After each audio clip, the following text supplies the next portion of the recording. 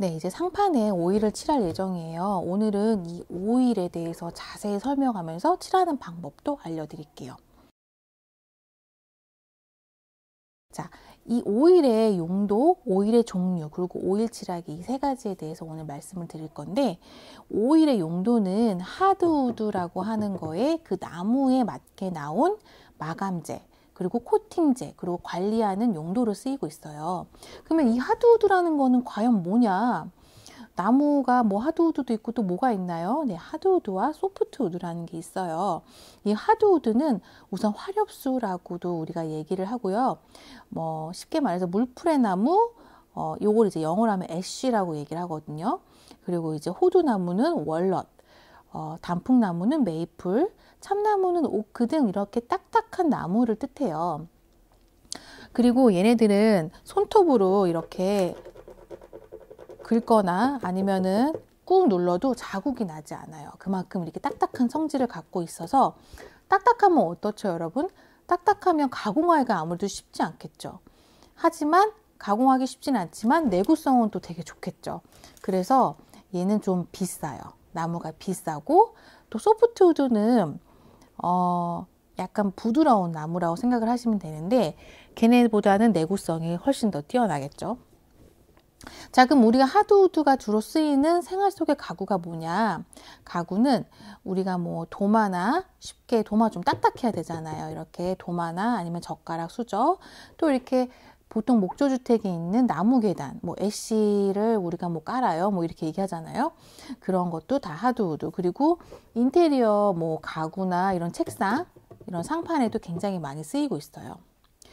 자, 그래서 이런 하드우드가 다공성 물질이고 속에 이렇게 뽕뽕뽕 구멍이 뚫려 있다고 제가 저번 시간에 말씀을 드렸잖아요. 그 구멍이 뽕뽕뽕 뚫려 있는 데서 얘를 이제 넣어줘가지고 우리가 침투시켜가지고 코팅을 해주는데, 이 오일을 침투시켜서 코팅을 해주면 이물질 스며드는 걸 방지해주고 나무의 크랙을 막아주는 것이 이 오일의 역할이고, 또 만약에 여러분들이 이 나무에 있는 가구나 이런 거에 물걸레질을 할 거 아니에요. 먼지나 이런 게 쌓이니까. 근데 이 나무라는 거에 물이 닿으면 얘는 산패가 돼요. 그리고 부패가 되고, 이 속에 이제 물이 들어가면은 썩을 수가 있어요. 그리고 결이 이렇게 올라와가지고 거칠거칠한 느낌이 더 많이 살아나거든요. 물걸레질을 하면. 그 나무에다가는 물걸레질을 하지 마시고 이런 오일을 살짝 묻혀갖고 닦아주시면 약간 클렌징 해주는 효과를 얻으실 수가 있어요. 그래서 여러분들 지금까지 이 나무 가구에다가 물걸레질을 하셨다면 이제부터라도 이런 오일류, 관리용 오일류를 사셔가지고 이 클렌징을 해주시면은 더 오래 예쁘게 사용하실 수가 있어요.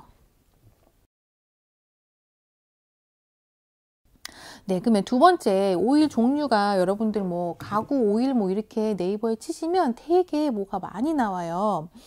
오일류는 도막형 오일, 침투형 오일, 이렇게 크게 두 가지로 나눌 수가 있는데, 우리가 이 도막형 오일이라는 거는 나무 위에 매니큐어처럼 도막을 형성하는 거예요. 내 피부 위에 뭔가 이렇게 투명한 막이 씌워진다고 생각을 하시면 돼요. 막이 씌워진다는 거는 내구성이 높고, 또 내구성이 높다는 거는 곧 어떻게 느끼냐면은 나무의 촉감을 느낄 수 없다는 거죠. 그래서 이게 장점은 도막형 오일을 쓰면은 내구성이 높지만, 도마 마감으로 만약에 이 도막형 오일을 썼다 이러면 우리가 칼질을 할 거 아니에요? 그럼 이 칼질을 할 때 이 도막이 다 깨져요. 그럼 이 깨진 도막을 우리가 먹겠죠. 눈에 보이진 않지만. 그리고 나무의 촉감을 느낄 수 없는 단점이 있어요. 그러면 이 침투형 오일이 더 좋네요 라고 이제 말씀을 하실 수 있잖아요. 우리가 오늘 쓸 거는 침투형 오일이에요. 근데 이 침투형 오일은 도막이 형성되지 않고 나무 속으로 흡수되어 안쪽을 코팅해 주지만, 이게 장점은 지금 나무 촉감을 그대로 느낄 수가 있지만, 말 그대로 또 이거를 반대로 생각하면은 위에 어떤 막이 형성되어 있지 않기 때문에 계속 주기적으로 발라줘야 되는 거죠. 약간의 부지런함이 있어야 돼요. 그래서 이런 장단점을 여러분들이 보시고 필요한 부분에 적절히 도막형 오일과 침투형 오일을 번갈아 가면서 사용을 하시면 되는데, 여러분들 뭐 그 오일의 브랜드를 보시면 이렇게 저희가 오늘 쓸 올드빌리지라는 것도 있고, 저는 뭐 아우로 오일도 괜찮다고 생각하고, 리베론 오일도 이렇게 여러 가지 브랜드가 있는데, 다 수입 오일들은 제가 보기에 다 비슷비슷하고 괜찮아요. 근데 이제 오일이라는 거는 건조 시간에 완전 취약하거든요. 얼마나 빨리 건조가 되느냐, 이게 바로 사실 이 오일의 성능의 포인트예요. 얘가 건조가 빨리 되면서도 코팅력도 좀 지속력도 오래 가고, 또 바르기도 좀 부드럽고, 이 세 가지 요건이 잘 충족된 브랜드들이 제가 말씀드린 이 세 가지인데, 여기서 굳이 뭐 추천을 하자면 저는 올드빌리지 오일과 그 다음에 리베론 피니시 오일 정도를 추천해 드리고 싶어요. 자, 여러분들 집에 있는 올리브유나 참기름 이런 거 절대 사용하시면 안 돼요. 이런 거는 오일이 절대 건조가 되지 않는 비건성 오일이기 때문에, 오일이 건조되지 않으면 어떡하겠어요, 여러분들. 이게 다 산패가 되겠죠. 썩겠죠, 속에서. 그렇기 때문에 집에 있는 올리브유, 뭐 아마씨유, 뭐 참기름 이런 거 절대 쓰시면 안 됩니다. 제가 집을 나름 이제 천연으로 짓고 싶어가지고 예전에 주택에다가 이런 오일을 발랐어요. 그냥 집에 있는 이런 오일을 발랐다가 나무가 막 시커매지고 막 난리가 났습니다. 그래서 여러분들 이런 먹는 오일들은 절대 가구에 쓰시면 안 되고, 건성유를 쓰셔야 돼요. 이제 오일을 칠해 볼까요?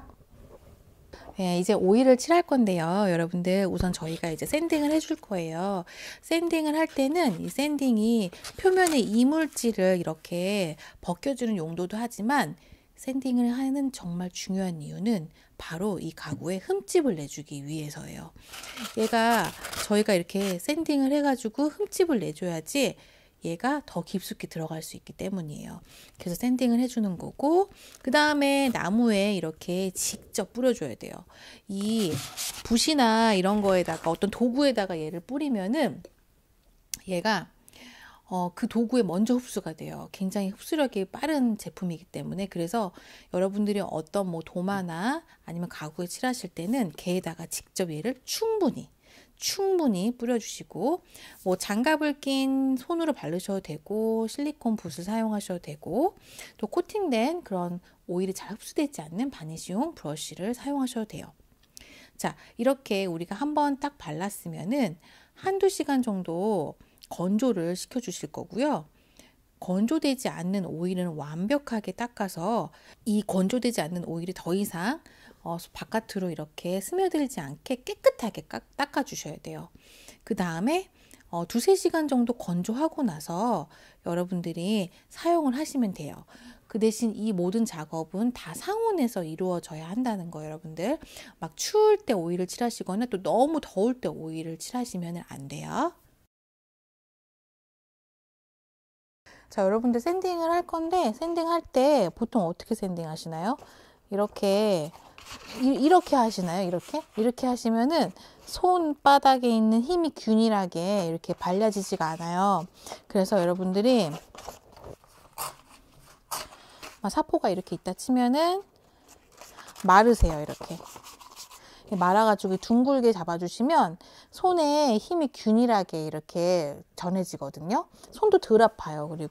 그래서 얘를 결 방향대로 샌딩을 해줄게요. 결 방향대로 이렇게. 여러분들 샌딩 하실 때 이렇게 포물선을 그리거든요. 그러면은 오일을 발랐을 때 이 결이 그 기스 난 게 그대로 올라와요. 그래서 절대 이렇게 하시면 안 돼요. 그리고 왔다 갔다도 하시면 안 돼요. 만약에 내가 이 명품과 그냥 하는 건 되게 이런 작은 차이예요. 이렇게 한 방향으로.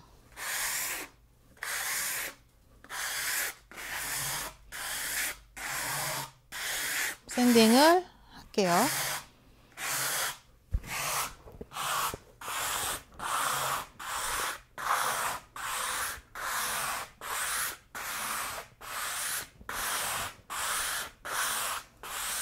자, 이 옆에 모서리도 샌딩을 웬만하면 결 방향대로 해주시는 게 좋아요. 얘가 이렇게 돼 있죠, 결이? 이렇게.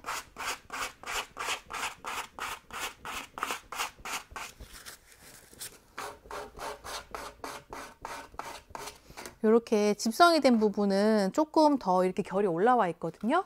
이런 데는 조금 더.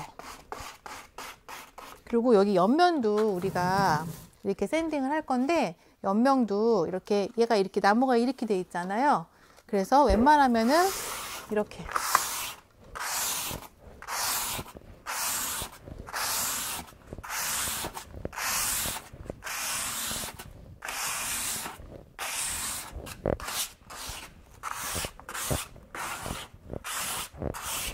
이제 나무에 직접 충분히 뿌려가지고 오일을 칠해줄 거예요.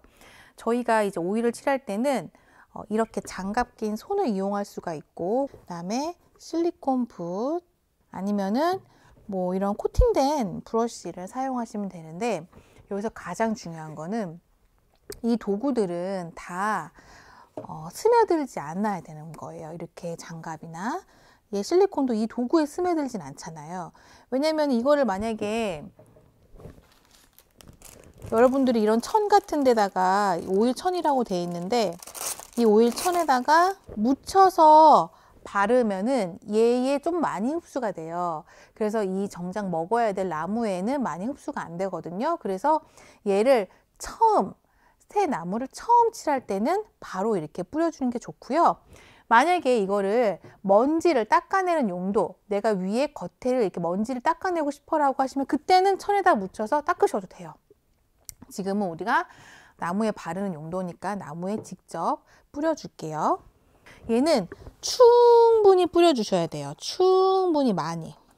코팅된 실리콘 붓으로 작은 면적일 때는 이렇게 칠해 주셔도 되고, 큰 면적일 때는 아예 좀 많이 이렇게 뿌려주셔도 돼요.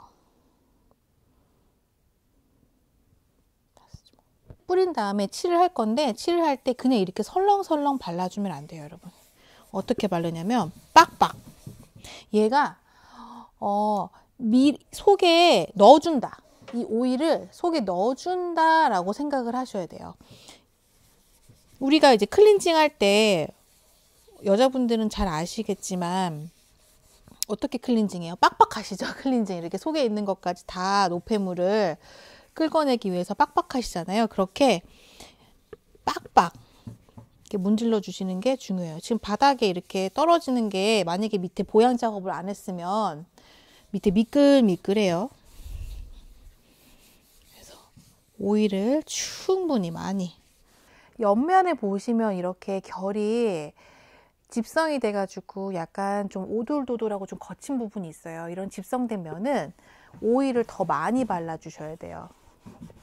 더 이렇게 많이 문질러 주셔야 돼요. 안 그러면은 오일이 많이 안 들어가거든요. 그래서 옆면은 더 이렇게 좀 눌러 주셔야 돼요. 손으로 하면은 이런 면은 잘 안 들어가거든요. 그래서 이런 실리콘 붓이나 붓을 이용해 가지고 좀 눌러주세요. 이렇게 눌러서 얘를 넣어준다 라고 생각을 하시면 돼요. 자, 최대한 여기 오일을 한두 시간 정도 이렇게 건조를 시키고 나면은 여러분들 분명히 눈에 어떤 곳은 이렇게 마르고 어떤 곳은 안 말랐어요. 똑같은 나무에 내가 똑같은 환경에서 똑같은 오일을 칠했는데 어떤 곳은 들어가고 어떤 곳은 오일이 안 들어갔어요. 그 이유는 아까 말씀드렸다시피 어떤 곳은 구멍이 더 많고 어떤 곳은 구멍이 속이 적고 또 어떤 면은 되게 밀도가 높고 어떤 곳은 밀도가 낮기 때문이에요. 자, 그럼 우리가 안 들어간 이 오일은 그냥 두면 들어가느냐? 절대 그렇지 않아요. 얘는 충분히 한두 시간 후면 먹고 남은 오일이에요. 그래서 얘를 그대로 두면 어떻게 되느냐? 얘가 끈적임이 남아요, 여러분들. 그래서 지금 이 오일 칠하기에서는 이 부분이 가장 또 중요한 부분이라고 할 수 있어요. 완전히 깨끗하게 오일을 닦아내 주어야 합니다. 위에 겉에 맴도는 오일을 닦아줌과 동시에 이 나머지 오일들을 속으로 더 깊이 넣어주는 작업인데, 여러분들 이렇게 흡수가 잘 되는 천을 준비하셔가지고 닦아주실 때 나무 결 방향으로 힘을 꽉 줘서, 힘을 정말 줘서 얘가 속으로 이 오일을 넣어준다. 이렇게 우리가 넣어준다. 그러니까 얘도 어떻게 보면은 오일을 발라주는 역할도 하는 거예요. 닦아줌과 동시에 발라준다라고 생각을 하시면 돼요. 그래서 이게 겉에를 이렇게 대강 닦는 게 아니고 힘을 엄청 주셔가지고 얘를 집어 넣어준다 라고 생각을 하시면 돼요. 요거 깨끗한 면으로 또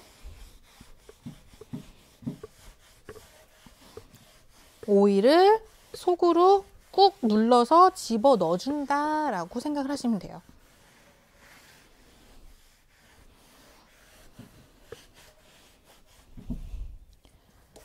이 작업은 여러분들 뭐 나무 도마나 식기류나 이런 거를 바르실 때도 똑같아요. 오일 바르는 방법은 다 모두 동일합니다.